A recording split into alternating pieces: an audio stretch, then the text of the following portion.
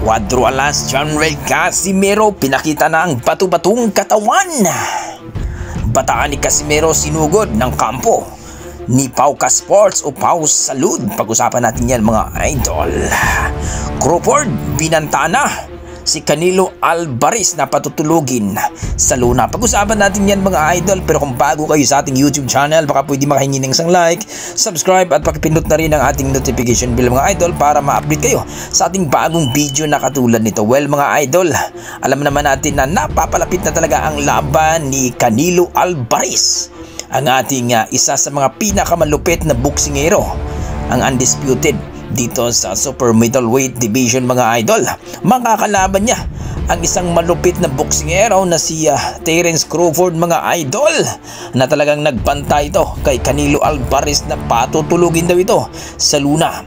Ayon pa kay Terence Crawford mga idol, hindi daw siya basta-basta, huwag daw siyang igaya sa mga nakakalaban ni Canelo Alvarez na mukhang tanga daw pagdating sa Luna. Ibang klase daw itong si Terence Crawford, kaya mag-ingat daw itong si Canelo Alvarez. Patutunayan daw niya na nagkamali ng pinangga itong si Canelo Alvarez. Sinadya daw itong umakyat ng 2 dibisyon para patutulugin daw itong si Canelo Alvarez ni Terence Crawford mga idol. At marami nagsasabi na delikado daw itong si Canelo Alvarez ngayon sapagkat itong si Crawford ay naghahanda na at may espiya daw.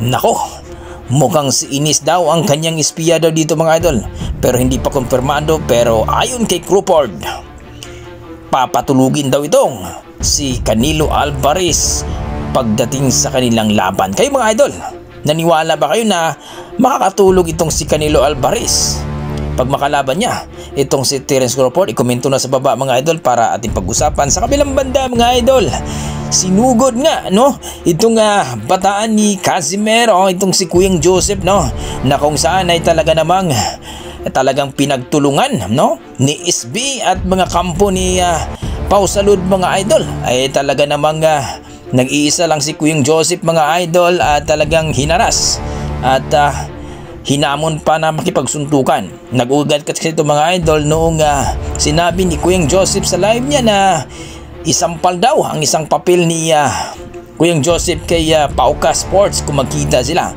Noong sa laban ni Kenneth Lover mga idol ay nagkita nga sila, pero mas agresibo itong si SB mga idol. At dito nga ay talagang sinabi ni Pau Salud na huwag na daw magbagta kung hindi naman daw kayang gawin sa harapan ni Paukas. Kaya marami nagalit dahil kay SB at ni Paukas dito dahil medyo may edad na itong si Queen Joseph at maliit pa at medyo payat pa ito, pero talagang hinamon ni SB na makipagsuntukan. Malaki si SB mga idol, kaya galit na galit yung mga tao. Sabi nga ng mga tao ay itong si SB matapang lang daw kapag medyo hindi niya kalibel o hindi niya maliit sa kanya. Pero nung lumaban ito sa battle YouTuber ay talaga namang nag-wheelchair ito nung nakalaban ni Boy Bagsik So dito natin makikita mga idol na mukhang itong si SB na pagtawanan dito Ang laki pa ng boses pero duwag naman daw. So gaya sinabi natin mga idol, saludo tayo dito kay Kuyang Joseph sapagkat kahit marami ang bataan ni Paukas, pero nandyan siya tumayo para panindigan na talagang matapang din si Kuyang Joseph. Pero ang problema lang ay hindi niya nagawa na sampalin niya si Paukas kung magkita sila. So well mga idol, ang masasabi nyo dito sa kanilang pakulo? Sabi nga nila scripted daw ito, pero gaya sinabi natin mga idol, pag lumaban itong si Casimero marami talagang magpapapil. Alam naman natin yan mga idol. So sa kamilang banda mga idol, pinakita na ni Cuadro alas Casimero ang kanyang bato-batong katawan. Napakabilis lang mga idol.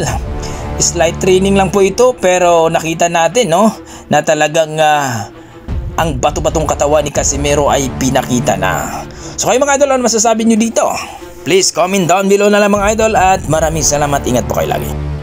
Abangan nyo, lapit na laban natin.